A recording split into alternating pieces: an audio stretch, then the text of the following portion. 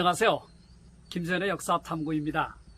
여러분 중에 혹시 우리가 10대 때 즐겨 읽었던 서포 김만중의 구운몽을 영어로 번역해서 전 세계에 알린 분이 누구신지 알고 계신가요? 우리의 주요한 고전인 심청전과 춘향전과 흥부전 같은 이야기를 한글에서 영어로 번역해서 외국에 소개시킨 분이 누구일까요? 존 버년의 철로 역정.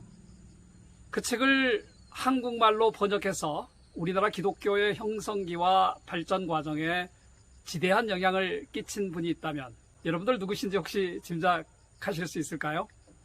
오늘 여러분들과 함께 나누려는 이야기는 130년 전에 한국을 찾았던 토론토 출신의 한 외국 선교사에 대한 이야기를 소개하고자 합니다. 그의 이름이 바로 제임스 스캇 게일이라는 인물입니다. 그의 한국 이름은 기일이었습니다. 낯선 자라는 뜻을 담고 있습니다. 기이하거나 놀라운 사람. 옛날 한국에 왔던 선교사들이 많은 경우에 한국 이름을 짓게 되는데 그 한국 이름은 다들 이런 독특한 뜻, 자신의 삶을 가장 압축적으로 보여주는 이름을 선택하고 있다는 것도 우리가 흥미롭게 볼 관점 중에 하나인 것 같습니다. 저는 오늘 제임스 게일에 대한 모든 이야기를 나누려고 하는 것은 아닙니다. 저희 선교사 50에서도 다루고 있고 또 여러분들이 이 모양 저 모양으로 소개를 하고 있기 때문에 저는 제임스 게일이 어떻게 살아왔는지를 아주 간략하게 정리해드리고 제가 여러분들과 함께 나누려고 하는 본론 메인으로 들어가도록 하겠습니다. 토론토의 온타리오주 알마라는 곳에서 태어나셨습니다. 제가 몇 번 이 알마라는 시골 동네를 가본 적이 있는데요. 지금도 토론토에서 차를 타고 1시간 넘게 가야지 도달할 수 있는 지역이고요. 130년 전에는 얼마나 깊은 시골이었을까요? 이 알마의 작은 마을에서 태어나서 토론토 대학에서 문학사 학위를 받았습니다. 탁월한 문학적인 기질이 어린 시절부터 있었던 것 같아요. 토론토 대학에서 공부를 하고 나서 당시에 YMCA의 후원을 받아서 한국에 선교사로 오게 됐습니다. 그런데 당시에 YMCA는 학생들이 모여서 후원금을 내고 선교사를 외국에 보내니까 이게 어느 정도 안정성이 사실 담보되기는 쉽지 않았겠죠. 온 지 몇 년 되지 않아서 후원하던 토론토의 YMCA는 해체가 됐고 여기서 고민에 빠졌던 제임스 게일은 당시에 마페 선교사의 도움을 얻어서 미국 북장로회로 옮기게 됩니다. 적을. 그래서 토론토 출신이고 YMCA 후원을 받았지만 이후에 재정적인 문제, 자기를 지원하던 그룹이 없어지면서 미국 북장로회로 소속을 옮기게 되고 그곳에서 이후에 목사 안수도 받게 되고 한국의 사역을 북장로회 선교사요 목사로 지내게 됩니다. 1900년부터 1927년까지 서울 중심부에 있는 연동교회 담임 목사가 되시죠. 계약 기간을 1년 앞두고 1927년에 연동교회 담임 목사직을 그만둡니다. 28년 세월 동안의 연동교회 담임 목사라는 것은 당시 20세기 초반의 격동기에 한국 사회와 한국 교회에서 중요한 역할을 하지 않았겠습니까? 토론토의 YMCA 후원이 그치는 그 순간 사실은 더 심정적으로 어려운 일이 있었습니다. 게일은 한국에 지금 양화진이 생기게 만들었던 선교사 존 헤론 여러분 아시잖아요. 헤론이 일찍 죽음을 맞이하죠. 1890년에 죽게 되거든요. 이 존 헤론과 제임스 게일은 굉장히 절친이었습니다. 어느 정도 절친이었냐면 헤론이 죽으면서 견딜 수 없는 슬픔을 느끼던 사람이 제임스 게일이었고요. 헤론의 미망인 해리엇 깁슨을 자신의 아내로 받아들입니다. 단순히 여자가 아내가 필요해서 해리엇 깁슨을 받아들인 것은 아니었던 것 같고요. 헤론이 남겨둔 미망인과 깁슨과 그의 자녀들이 너무나도 안타까웠기 때문에 자기는 친구의 입장에서 친구를 기억하는 입장에서 해리엇 깁슨과 결혼하게 되는 거죠. 그런데 참 역사라는 것은 길게 봐야 될 것 같아요. 사실 이 해리엇 깁슨은 제임스 게일이 1895년에 철로 역정을 한글로 번역을 하는데 이미 철로 역정 한국 번역을 상당 부분 진행을 했던 거죠. 제임스 게일이 철로 역정을 완역을 해서 출간을 했지만 거기에는 존 헤론의 유산 그리고 헤론의 아내였던 그리고 나중에 제임스 게일의 아내가 되었던 해리엇 깁슨의 수고가 컸던 거죠. 사무엘 마펫의 후원은 적지 않은 도움을 주었습니다. 해로를 잃은 시점에 마펫의 위로와 도움은 굉장히 큰 도움이 됐던 거고 1891년 8월에 독장로의 선교사로 임명받는데 마펫은 도움을 주었고 나중에 1897년에 독장로에 소속된 목사 안수를 받는 데까지 마펫은 도움을 줍니다. 제가 여러분들과 나누려고 하는 가장 중요한 이야기는 제임스 게일의 한국 사역을 볼 때 선교사로서, 학자로서, 성경 번역가로서, 사전 편찬자로서 그가 40년 어간을 한국에서 보냈던 세월을 볼 때 저는 제임스 게일을 한마디로 한국의 마테오 리치라고 부르고 있습니다. 1610년에 북경에서 죽었던 예수교 교단, 제수이트 교단의 마테오 리치는 우리가 알다시피 천주실의를 비롯해서 많은 책을 출간하셨습니다. 그리고 서양의 중요한 자료들을 중국어로 번역 출간하고 중국의 공자나 유가 사상과 관련된 많은 이야기들을 심지어 사설을 라틴어로 번역해서 서양 세계에 전달해준 서양과 동양의 가교 역할을 했던 분이 마테오 리치인데 저는 제임스 게일을 볼 때마다 한국의 마테오 리치라는 생각이 듭니다. 여러분, 제임스 게일이 동양과 서양을 연결하면서 왜 그분은 구운몽을 영어로 번역해야 된다는 생각을 하셨을까요? 우리가 알다시피 구운몽은 서포 김만중이 유배지에서 모친 윤씨를 위로하기 위해서 지은 소설입니다. 꿈같은 이야기죠. 구운몽이죠. 여기에 나오는 주인공 성진이라는 불제자는, 불교의 제자는 하룻밤의 꿈을 통해서 인간의 부귀영화는 결국 한낱 일장 춘몽에 지나지 않는다는 것을 깨닫게 됩니다. 그리고 나서 불법으로 불교의 진리로 귀의하게 된다는 내용을 담고 있죠. 종교는 다르지만은 제임스 게일이 눈여겨보았던 것은 아마도 삶이라는 것이 하나님의 입장에서, 신의 입장에서 볼 때는 일장춘몽이 아니겠는가. 그리고 구운몽이 갖고 있는 탁월한 문학적 기교 때문에 제임스 게일은 구운몽을 영어로 번역하지 않았겠는가 하는 생각을 해봅니다. 김만중의 구운몽을 영어로 번역하는 데서 그치지 않고 우리가 익히 알고 있는 춘향전, 심청전, 흥부전 이런 이야기를 하나 둘씩 영어로 번역해서 전 세계에 소개하게 됩니다. 좀 더 들어가 볼까요? 16세기 조선사회에 도깨비를 비롯해서 우리의 민담을 모아놓은 책들이 있습니다. 이 책을 심지어 제임스 게일은 영어로 번역해서 출간하게 됩니다. 그리고 1895년에 앞에서 말씀드렸듯이 철로 역정을 전체를 완역을 해서 한글로 번역 출간하게 되는 거죠.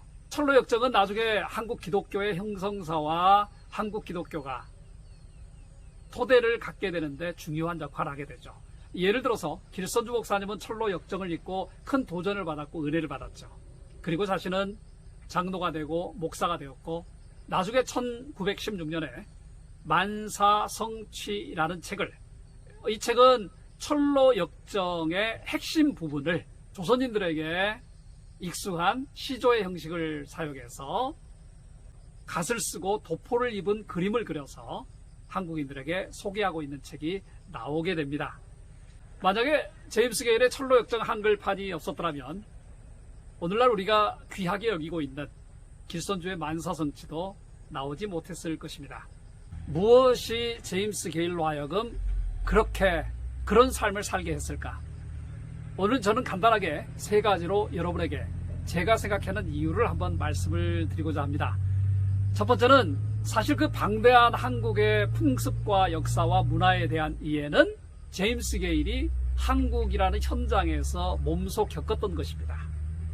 제임스 게일은 오자마자 5년 동안 3번의 중요한 여행을 하게 되는데요. 한국에 오자마자 한국 개신교의 산실인 장현의 소래에 들어갑니다.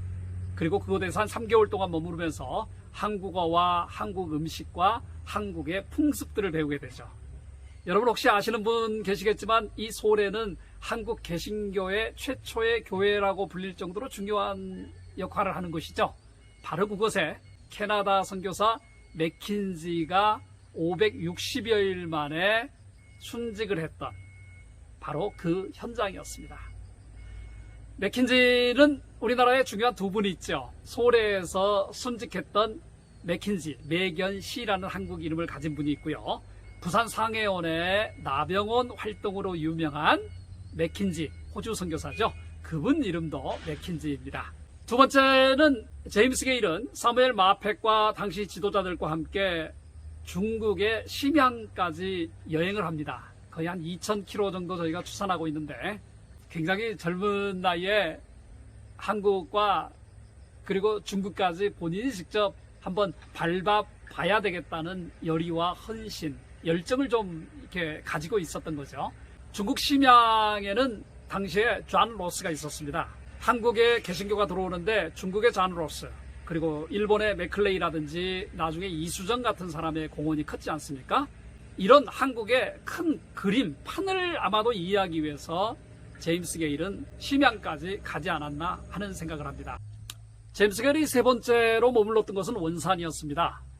1892년경에 자신이 아내로 맞이했던 존 헤론의 미망인이었던 해리엇 깁슨과 함께 원산 지역에서 3년여간을 보냅니다. 이곳에서 역시 한국에 대한 이해를 깊이 하고 심지어 절에 가서 전도를 해서 석황사의 주지를 예수 믿게 만들었던 일화도 있고요. 술꾼이요 망난이었던 고찬익이라는 사람을 회개시켜서 정말 신실한 자신의 선교 동역자로 만듭니다. 이 고찬익은 전설적인 인물이었는데 술꾼이요 주전뱅이요 당시에 뭐 이렇게 한가닥 하는 분이었는데 예수를 믿고 나서 나중에 연동교회 초대 장로가 되는 분입니다. 이 세 번의 긴 여행, 소래에서 보냈던 시절, 심양까지 갔다 왔던 2,000km 정도에 이르는 여행, 원산에서의 생활을 나중에 1904년에 제임스 게일은 벵가드라는 이름으로 일종의 실화 소설을 직접 장편 소설을 본인이 쓰게 됩니다. 저희들이 토론토 영락교회 도움과 후원을 받아서 한글과 영어로 담아서 책을 출간해 보았습니다. 아마도 자신이 느꼈고 경험했던 한국에 대한 이야기, 한두 마디의 책이나 논문으로 다 기록할 수 없는 수많은 이야기들을 가상인물을 앞세우면서도 실제 있었던 내용과 자기의 분석, 초기의 열정적인 선교사, 한국인을 우습게 보는 선교사의 이야기, 자기의 목만을 챙기는 사람들의 이야기, 그리고 한국인들의 열정에 대한 다양한 이야기를 이 벵가드는 소개하고 있습니다. 이 벵가드는 아마도 한국 기독교가 본격적으로 시작되기 전에 초기 선교사들이 보았던 한국에 대한, 한국인에 대한, 한국 역사와 문화에 대한 다양한 1차 증언들을 우리가 볼 수 있을 것입니다. 이 내용 안에 바로 자기가 굉장한 많은 빚을 졌던 사무엘 마펫 이야기부터 시작해서 침례교의 파운더라고 선구자라고 알려진 페닉에 대한 이야기까지 많은 이야기들이 이 책에 담겨져 있습니다. 한국의 마테오 리치가 됐던 두 번째 이유 중에 하나가 성서 번역에 대한 제임스 게일 개인의 어마어마한 열정이 아니었는가 하는 생각을 합니다. 문학을 전공을 해서였을까요? 아니면 천부적인 재능이 있었을까요? 제임스 게일은 한국에 도착한 지 2년 만에 성서 번역위원회에 합류를 하게 됩니다. 그리고 4년여간이 지났던 1892년에 그는 사도행전을 완역을 하게 됩니다. 사도행전 완역본을 보았던 사무엘 마펫 선교사님은 이 책이야말로 근대 번역 중에서 가장 훌륭한 것이라고 칭찬을 합니다. 제임스 게일은 캐나다 선교사들의 기질, 자유에 대한 열망, 무엇인가에 속박하기를 별로 좋아하지 않고 이렇게 짜여진 교리라든지 도그마에서 좀 자유롭게 생활하고자 했던 특징들이 캐나다 선교사들 가운데 많이 드러나는데요. 제임스 게일도 어떻게 보면은 자유를 추구했던 선교사였습니다. 그분이 성서 번역위원회에서 하나님이라는 God이라는 용어를 어떻게 번역할 것인가 라는 문제를 비롯해서 많은 성경 구절을 어떻게 한국인의 심성과 정신을 담아낼 것인가를 가지고 토론하다가 많이 부딪히게 됩니다. 그러면서 결국 나중에 성서위원회에서도 나오시게 되는데 자신의 성경 번역의 열정은 거기에서 끝나지 않고 결국은 1925년에 신역, 신구약 전서라는 책, 성경 전체를 한 개인이 완역을 하게 되는 놀라운 결과를 내게 됩니다. 우리는 이 신역, 신구약 전서를 한국 최초의 개인역 성경이라고 규정하고 있습니다. 아마도 제임스 게일은 한국인의 정서에 맞게 성경을 번역해야 된다고 생각을 했고 실제 그렇게 살려고 애를 쓰셨던 분이었습니다. 세 번째로 제임스 게일은 누구보다도 한국인들을 존경하고 기대했던 분이었습니다. 제임스 게일이 남긴 몇 편의 글 가운데 제가 오늘 두 꼭지를 간략하게 좀 읽어드렸으면 좋겠는데요. 첫 번째는 저희가 역시 제임스 게일의 작품 선집이 토론토 영락교회 후원으로 뱅가드 한글 번역본과 영어 번역본과 같이 출간이 되었었습니다. 제임스 게일의 작품 선집 안에 들어있는 세계사의 길목에 접어든 조선이라는 글에서 마지막 부분에서 제임스 게일은 이렇게 기록을 하고 있습니다. 극동은 이제 주도권을 가지고 세계를 이끌려 하고 있다. 그리고 그때가 왔다. 극동은 수많은 인류를 위해 세계를 이끌려 한다. 만일 전 세계를 대표하는 대통령이 공공의 투표로 선출된다면 그 대통령은 황인종이 될 것이다. 극동은 무엇이나 다 할 수 있다.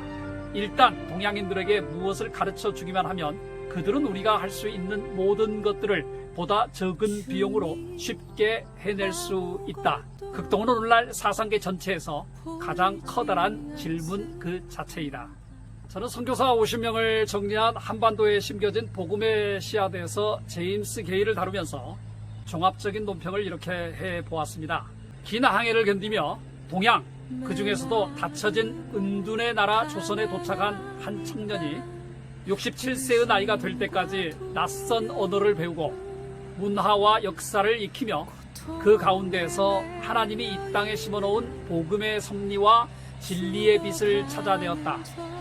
그리고 그 닫혀진 은둔의 나라가 아시아 복음의 중심이 될 가능성을 보았고 서구의 많은 사람에게 한국을 알려주었다. 한국의 마테오 리치 게일은 동양과 서양, 은국의 땅, 한국과 세계, 그리고 지상과 천상을 연결한 견실한 발이었다. 한국의 마테오 리치라고 불리는 제임스 게일은 19세기 후반과 20세기 초반 40여 년의 세월을 한국에서 보내셨습니다.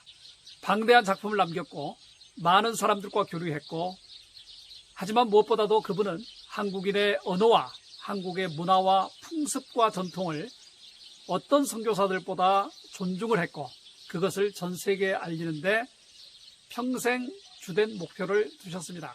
자, 여러분들 오늘 짧은 유튜브 강의이지만은 이제 왜 제임스 게일이 한국의 마테오 리치가 되었을까? 왜 심청전을 영어로 번역하고 김만중의 구운몽을 영어로 번역하고 솔로 역정을 한국어로 번역하는 등 한국과 서양의 가교 역할을 했을까? 좀 이해가 되셨나요?